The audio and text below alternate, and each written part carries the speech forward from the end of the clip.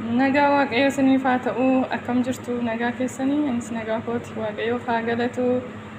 Obboloota koo hordoftoota maatii Hawwii YouTube akkam jirtu nagaa keessanii baga jiraattanii? Har'ammoo irbaata hojjedhee irbaanni koos hamburgeriidha. Haala kanaan hojjedhee jechuudha. Akkam miidhagu! Waaw!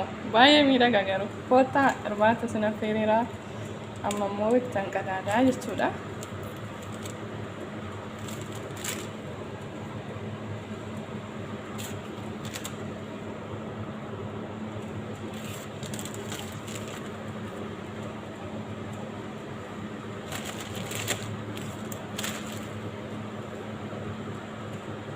Kuno akka kanatti amma immoo qopheesse jechuudha. Akkam miidhagure kanan siniin jedha. Hundumti keessan immoo koottaa irbaata nyaadhaa. Dhammoo irbaanni na biran siniin jedha.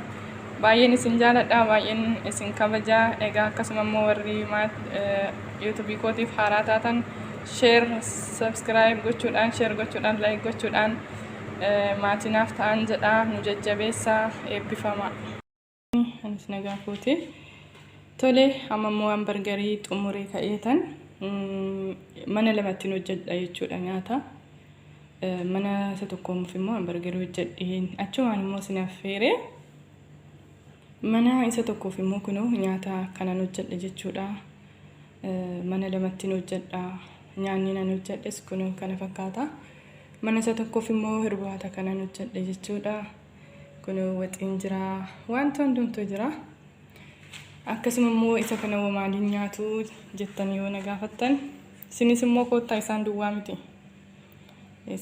Isinis koottaa isiniin jedha maaliin nyaatu jettan yoo na gaafattan immoo kunoo kanan tolche jechuudha. Akkuma biddeena biyya keenyaati. Kunoo laalaanii kobzii jedhanii egaa akka afaan isaaniitti jechuudha.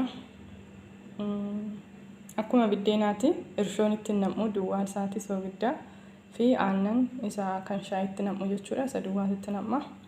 Akka kanatti hojjedhee amma immoo irbaata dhiyeessuufan irbaanni koos kunoo kana fakkaatan siniin jedha. Koottaa nyaadhaa hunduma keessanuu sin affeereera.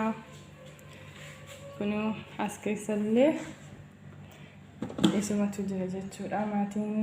Maatiin nama bira jiru maatii baay'eedha. Kanaaf kunoo as keessallee dadachaa seen jechuudha. Kunoo nyaanni ittiin nyaatan immoo kana fakkaataa jechuudha. Kunoo akka miidhagu koottaa hundumti keessan immoo irbaannaadha na biraa. Hordoftoota koo hunduma keessan sin affeereera. Akkasuma immoo YouTube kootiif addisii kan taatan subscribe gochuudhaan, like, share gochuudhaan maatiinaaf ta'a, maatii waliif taana, wal jajjabeessinaa, na jajjabeessaa, anis isinan jajjabeessaa. Yoo nuti wal jajjabeessine malee eenyutu nu jabeessaa? Yoo nuti waliif taane malee eenyutu nuuf ta'a? Kanaaf walaa jajjabeessinuu YouTube keenyaa guddifnuun jedha. Eebbifamaa kunoo gaa kana fakkaata hunduma keessan sin affeereera. Kunoo. Haala kanaan irbaata hojjedhee jechuudha kunoo.